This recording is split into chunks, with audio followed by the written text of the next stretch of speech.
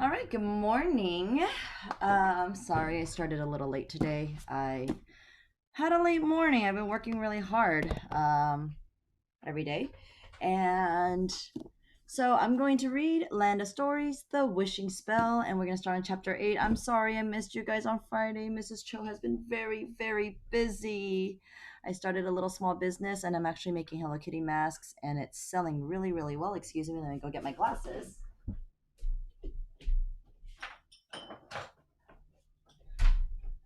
All right. So I've been a little busy.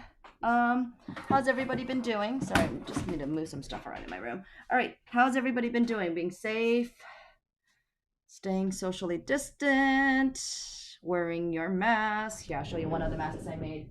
It's adorbs. Here, this one's not done because I don't have the earpiece, but isn't that so adorable? Yes, so I've been making these masks and keeping myself really busy this summer. All right, so you guys ready to read? Land of Stories, The Wishing Spell, Chapter 8, A Hidden Place. You guys remember where we left off? I know, it's been so long, I kind of forgot too. So let's go back just one paragraph. It's usually easy to remember when you just read that last paragraph at the end of a chapter, just to kind of refresh your memory.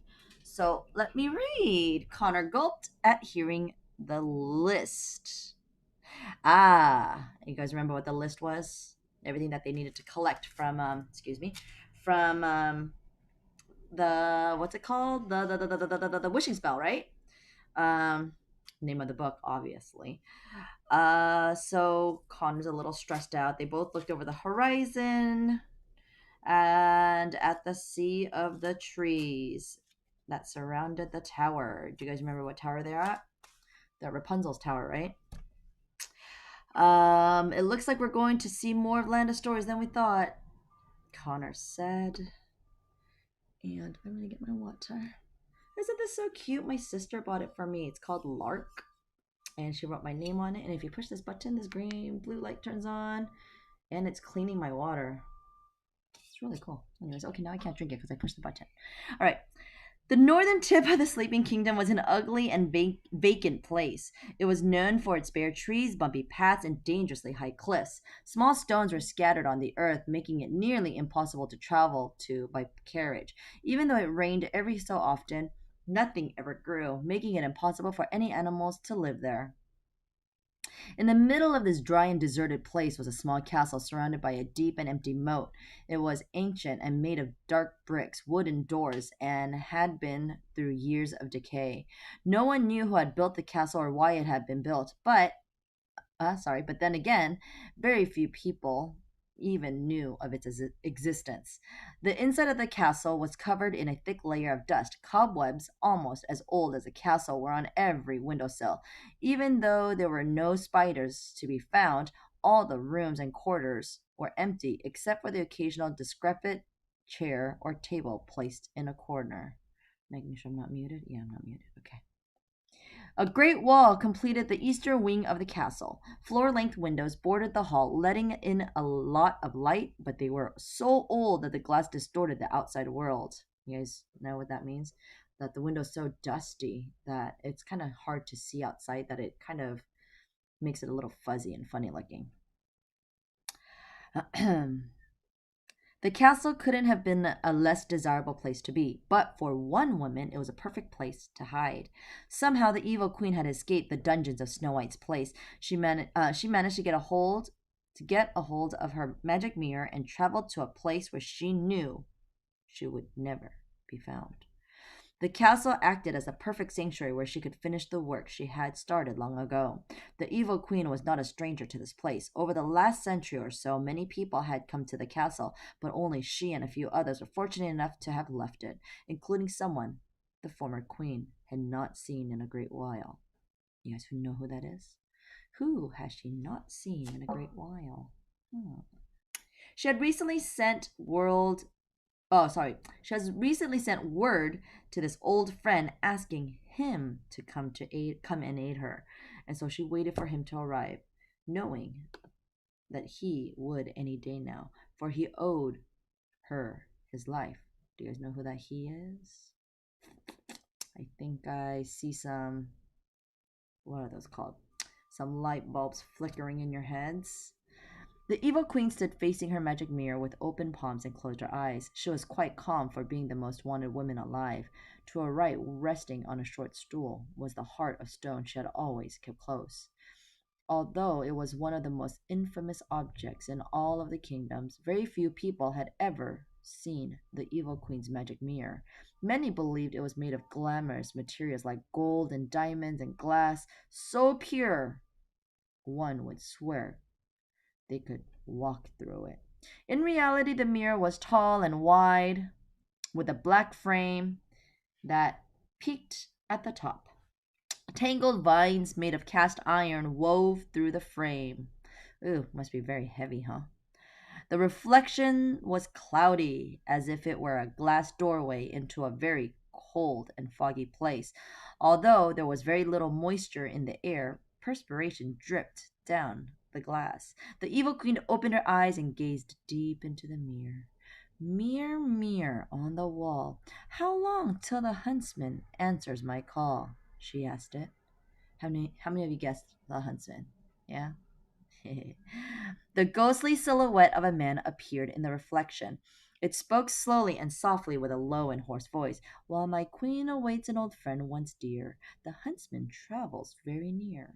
The man in the mirror slowly faded away. Within moments, three loud knocks came from the other side of the great hall doors, I'm sorry. You may enter, the evil queen said. The doors opened, creaking terribly, and a man entered the hall. He was tall, broad, and just on the verge of old age. He wore a variety of animal skins and had a limp in his right leg. You guys know how he got that limp? Think about the old stories. His beard was light brown and graying.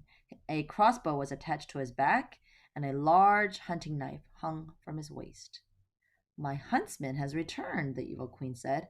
The huntsman walked across the hall to where the evil queen was standing. It's been a long time since I last saw your face, she said, and I still find it hard to stomach looking at you. The huntsman fell to his knees and wept at her feet. Your Majesty, the kingsman cried, please forgive me, for I've never forgiven myself after failing you. The evil queen looked down at him coldly. She had no sympathy left inside her. Oh, sorry. Let me read that sentence again. She had no sympathy left inside her for anyone. After all you have done for me, and after all the mercy you have shown me, I could not kill the princess in the forest. The huntsman said, and just look at all the pain it has caused you. Had I just done as you asked, you would still be queen. The evil queen let his pathetic sobs continue for a while longer. She showed no sign of forgiveness. He deserved to feel this way. She stepped away from the huntsman and peered through a window at the lifeless land that surrounded them. You and I were both prisoners in this castle once, the evil queen said. I never imagined that one day it would act as my only refuge. You saved me, the huntsman said. I surely would have died here had it not been for you. That is why I swore to you then that I would do anything to assist you with your mission, but I failed you. And after all this time, I am still on the same mission as I was back then. So do not cry, old friend. I've called you here for a chance at redemption. She walked back to him and gently placed a hand on his cheek.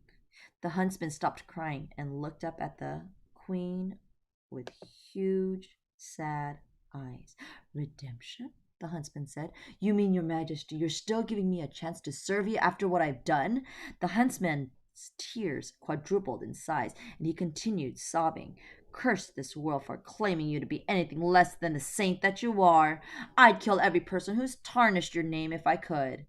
That won't be necessary, the evil queen said. I have another task for you. It requires a great deal of traveling, and since being the most wanted fugitive alive prevents me from doing it myself, I've called you here. The huntsman grew quiet and lowered his head shamefully. Your greatness, he said. I've grown too old to travel. I can barely walk as it is. The evil queen looked down at him with an angry brow. You imbecile, she said, raising her voice. You mean to tell me you traveled all the way here to tell me you are useless? The huntsman rose to his feet with difficulty. Not at all, my queen, he said. Please let me explain. I am far too old to serve you, but my daughter is able and willing to help you complete what I cannot. Daughter? The evil queen asked. The doors at the end of the hall opened again. This time a woman entered, dragging a large wagon behind her. She was tall and thin, with hair so dark red it seemed to have a violet tint. Her eyes were bright green, and her clothing was made entirely of plants and leaves and other greenery. The wagon she pulled contained a large square object. It was large and flat and was covered in a silk cloth for safety. After seeing her, the evil queen could recall a time many years ago when she had known the huntsman's daughter. She had always been a shy little girl and had lived with her father in the palace when the evil queen was on the throne. You've grown up, the evil queen said. The huntsman's daughter nodded in her direction. You will speak when I address you, the evil queen demanded. My daughter is mute, your majesty, the huntsman said. She's never said a word in her life. However silent she may be, it does not make her any less capable of doing what you ask of her. She's brought you a gift to prove herself.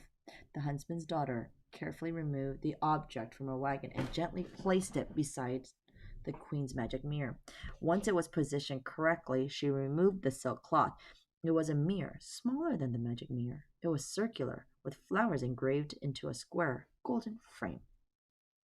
The evil queen knew exactly what it was the second it was revealed. The mirror of truth, she said. The former queen had acquired it during her reign. It was another magic mirror that showed one's true self when one stood before it. How did you get this? The evil queen asked. She broke into the palace to retrieve it for She broke into the palace to retrieve it for you, the huntsman said. The evil queen touched the mirror of truth's frame. She had forgotten the detail in the carvings. She turned and faced the huntsman's daughter. You shall be my huntress, the evil queen declared. The huntress bowed and kissed the queen's hand. What is the task at hand, your majesty? The huntsman asked. Have either of you ever heard of the wishing spell? The evil queen asked. The huntsman and huntress curiously looked at each other. Sorry, I'm trying to see if I can make this screen bigger. I guess I can't. The huntsman and the huntress curiously looked at each other. No, my queen, the huntsman said, unless you are speaking of the old foolish fable. The very one, she said. I never took it very seriously until I recently heard a prisoner in the dungeon mumbling about it moments before his execution. According to the foolish fable, after a group of select objects are collected and placed together, the collector is granted one wish. It doesn't matter how great or small, the wish is guaranteed to be granted. As you know, I have a wish to be granted. You want my daughter to collect these items for you, then? The huntsman asked. Precisely, the evil queen said. From what I've learned, the task is very dangerous and may take some time, but if she succeeds, I will consider whatever debt you owe diminished. The huntsman looked to his daughter, and the huntress nodded. Very well, he said. She will do it. What are the items you seek, my queen?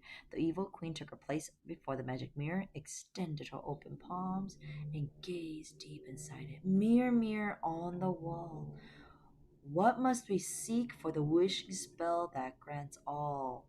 The ghostly silhouette appeared again. Glass that housed a lonely soul up till midnight's final toll. A saber from the deepest sea, meant for a groom's mortality. The bark of a basket held in fright while running from a bark with bite. A stony crown that's made to share, found deep within a savage lair. Sound familiar, guys? A needle that pierced the lovely skin of a princess with beauty found within. A wavy lock of golden rope that once was freedom's only hope. Glittering jewels whose value increased after preserving the false deceased. Teardrops of a maiden fairy feeling neither magical nor merry. There you have it, the evil queen said to the huntsman and the huntress. But the magic mirror was not finished. But listen to this, my fair queen, for I offer you a fair warning. For one wish you are willing to pay any price, unaware the wishing spell can only happen twice. and the spell can only happen once more, for it was already used once before. In this castle, as we stand, a duo move throughout the land. A young brother and sister collect at a quick pace and may defeat my queen in the wishing spell race. You guys know who that younger brother is? Alex and Connor, huh? The man in the mirror faded away, leaving the queen with the worst possible news. Not only was someone else after the objects she needed, but if they were used before she could collect them, the spell could never be used again. She closed her eyes and thought about what her next move would be. She couldn't afford any more odds stacked against her. After a lifetime of work, she wasn't about to let two children stand in her way. I want you to start retrieving the items, the evil queen said to the huntress. I will handle the brother and sister. Now leave me. The huntsman and the huntress bowed and left the queen alone in the great hall. The evil queen stood before the mirror of truth. Years of being a prisoner had taken its toll on her appearance.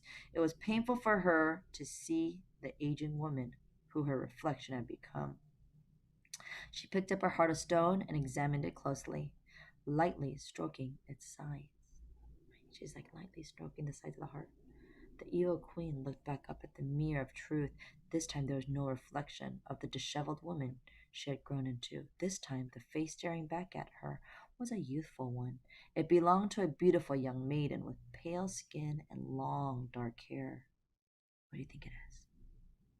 She wore a long white dress with a matching ribbon tied around the waist, and was also holding the heart of stone. The girl smiled, but the evil queen did not smile back. She knew the girl in the mirror very well, and she was not Snow White. Hmm, who could that young lady be staring back at her in the mirror? I don't know, but that's the end of the chapter. Short one, right? And chapter 9 is the Charming Kingdom. Ooh, whose shoes are those? Is that one of the items they're collecting? I don't remember. Hold on, let's look back. Glass that housed a lonely soul up till midnight's final toll. Oh, I think that one might be the first one on the list. All right, we'll find out. I'm going to try to start a little earlier tomorrow, probably around 9 a.m., only because I have a lot to do and my days kind of become busy. I might either do earlier or later. I'll class dojo my class so that you guys know when I'm up and running. Okay. All right. I heard Oscar, you're listening to my videos. Just comment below so I can see that you're listening, and I'll give you a quick shout out. Okay. All right. Bye, guys.